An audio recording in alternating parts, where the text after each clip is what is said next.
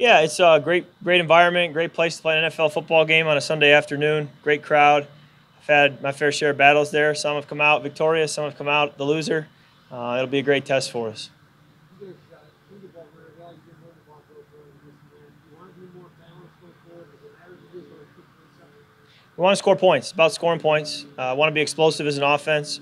We want to keep defense on their toes, and however we can do that, we will do that. And it's going to change week to week. It's going to change within the game based on the situation that the game is calling for. So we just have to be ready to adapt to whatever comes our way.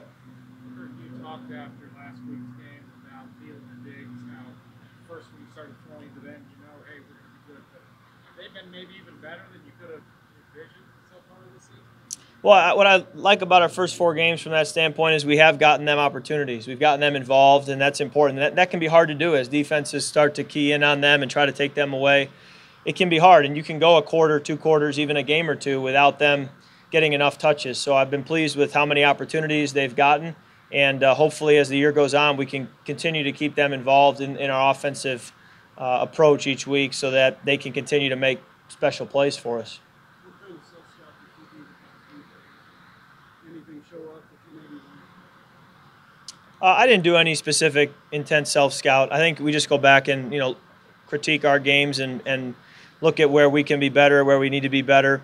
And for the most part, I think it's been pretty positive in terms of moving the football, being explosive. I think you just point to that one Bills game that got away from us early because of a couple turnovers. But outside of that, I don't think there's a whole lot to say, oh man, we have to really change what we're doing and completely reinvent it. I don't think it's any one thing. I think it's a combination of factors. I think you run the ball more typically when you have a lead. You run the ball typically when you feel good about your matchups there. You run the ball when guys are healthy, and so there's a lot of factors that affect it. But you also run the ball when you feel like maybe the pass game isn't your best opportunity to move the football. And I think in a lot of cases we've looked at our call sheet and Coach Slips looked at it and felt like our best chance to win this game right now is to drop back and throw it. And you can't do it all. So you do what you think is best and hope that it'll turn into a win. You also have to run the ball to kind of take the pressure of the pass rush off of you. Well, anytime when you drop back more, the percentages say you're going to take more sacks, you're going to have more interceptions, things are going to happen. The more you drop back, the more that stuff is bound to happen. So anytime you can just line up and run the football, it's certainly preferred because it's much lower risk, much safer of a play call. But very very rarely in the NFL can you just line up and run the ball. So you do what you can to be explosive, and from week to week that may change. When you were in Washington, what do you remember about studying Harrison? Just a good all-around player. You don't point to anything to say that there's a weakness. You don't point to anything to say that this is the one thing he does well. I think you realize he's a good blitzer. He's a good tackler. He's good in his disguises. He can play the deep middle. He can play a good quarter safety. He's good in the red zone. He can be good on third down. He can cover tight ends, running backs, and slot receivers and carry them vertically.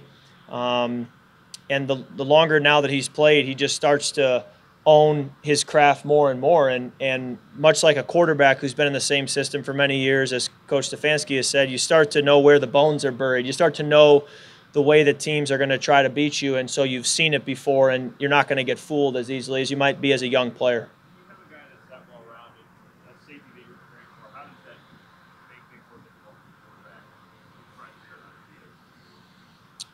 Well, certainly on third down, you have to be aware of his presence, when he's down around the football, when he's back in the middle, what his body language is telling you, so you can try to get a tell to understand, what the best place is to go with the football. But, a safety like that, they're not going to ask him to just do one thing. He's going to do a lot of different, play a lot of different roles throughout the game, and you just have to be aware of him and make sure you are accounting for him in both the run game and the pass game so that he's not playing unblocked, because he's a good player when he's blocked, and he'll be an even better player when he's unblocked.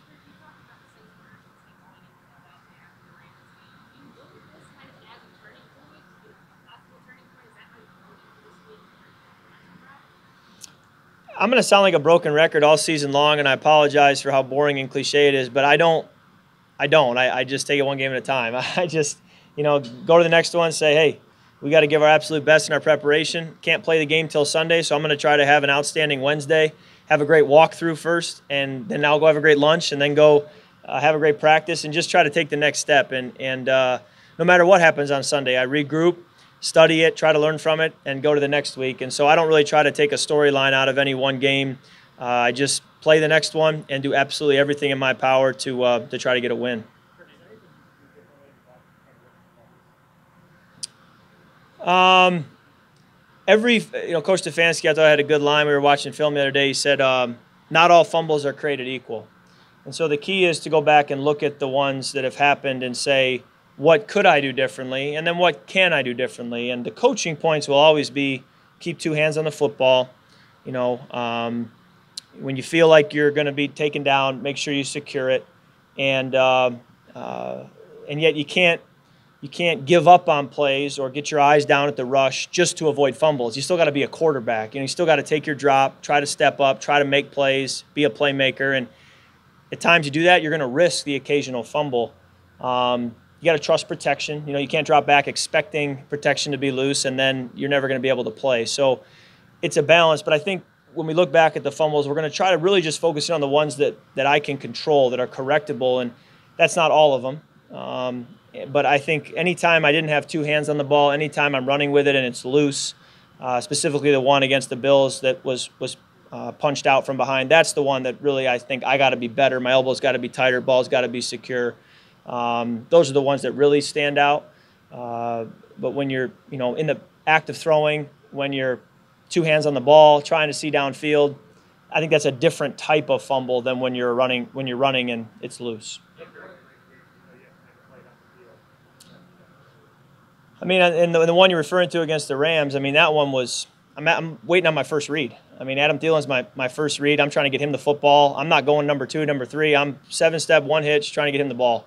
And I did. And before I could get into him, the ball was out. And so, again, we'll go back and say, hey, we don't want to be any deeper than 9.5 yards in the pocket. So anytime you're deeper than 9.5, you're making it tougher on your tackle to let the pass rusher run by the pocket. So, can you shorten up your drop? But, again, if you're at 9.5, then you're going to say, do your best to try to get back up to 8.5. But it is what it is. So, you try to coach those little details and just make sure that it's all the time. And there were many drops throughout the game where I was at 9.5. There were a couple that I was a little bit past but didn't have a fumble, didn't get sacked. So, you try not to coach the results as much as the process. Just because you didn't fumble but you were at 10.5, that needs to be coached too, because you could have fumbled if something else had happened in the play. So I don't try to coach results. I try to coach process or learn from the process. And so no matter the play, stay no deeper than 9.5.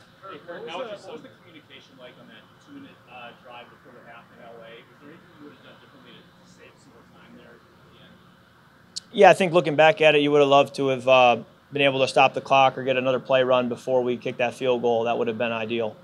Hey, Kirk, how would you summarize the impact John Baker has had on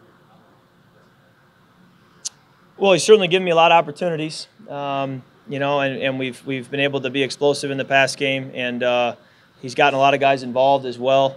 I've just continued to try to, as you're around new voices, new coaches, you're able to pick up new things. And so I think you just add it to your toolbox. Many of the coaching points he's given me are carryover from what I've learned under previous coaches, but occasionally you'll get a few that are brand new and you've never heard before. And so you just add it to your toolbox, and I think as you do, it makes you a better player because you have these additional influences being added into what you've already learned from a good number of mentors. You talk about the opportunities. Is the comfort level between quarterback and play callers still kind of a natural work in progress at this point, or do you feel like that's solid? I think it's been pretty comfortable. I think the in-game mechanics, getting to the line of scrimmage, getting the right play called, reading the plays correctly. I don't find us coming back on Monday with much confusion as to what did you want there, where did you want me to go with the football.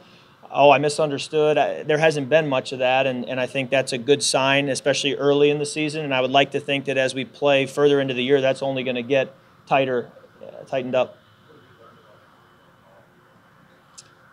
Well, I think he does a good job staying aggressive. I think he is going to call the best play in that moment. He's not going to think about, outside influences. He's just going to think about how are we going to score points on this drive, what gives us the best chance to win this game right now, and that's what's going to motivate him as a play caller. And I think he does a good job also factoring in not only what is the play going to be, but who's going to be doing what. I mean, it's very important to get the right personnel doing the right things, and that's a important piece to him as he game plans and as he goes through the call sheet to make sure that players are being put in a position to be successful. Coach Zimmer talked about earlier discussing the ability to drop back that defense when the game rotates that, but also with Coach Zimmer, how aggressive are you noticing in changing up his protection in those types of situations? We certainly try to be multiple. There isn't just one way to drop back and throw it. You can do different things with how many eligibles go out, how many stay in to protect, whether you change where you're throwing from, whether it's within the pocket, outside of the pocket. You can certainly work in screens. You can do a lot of different things to be multiple, even though they may say it was a pass attempt. Not all pass attempts are created equal. So I think that's important that as we do throw the ball, that defenses don't really know how we're going to go about throwing it from play to play. Their scoring and quarterback play seems to be at an all-time high in the NFL this year. Is that rules changes or what do you attribute? Honestly, you all may have studied this better than I have because I saw that was the case, but I don't really know why. I don't know that I'm an educated on it to have a good answer. I'd love to hear from you all if you have a theory on it. I don't know if these roughing the passer plays are helping. I don't know. I don't think it should make too much of a difference from general scoring and production. But there must be something that's leading to greater production across the board. Is it important that you run the football a little bit? You move that tool, so to speak, from the chest and a couple times a game just so you respect that lot? You're not afraid of it. I'm not sure. I don't know if it's necessary. I think you can see some really good quarterbacks around the league who don't do that. But it certainly can be an advantage if you can sprinkle it in. Coach Stefanski, every Monday when we review the game, does emphasize my number of attempts, how many yards I had, and he doesn't shy away from making a point of emphasis that this helps us. So I'm being coached and encouraged to make those plays happen when I can, when they present themselves. Don't go looking for them, but when they are there, take them. And I think that's something I'm being encouraged to do. And from game to game, it changes as to how much. But anytime you can steal a few yards here or there and make the defense have to honor you as a running threat, I think it can help. Last couple for Kirk.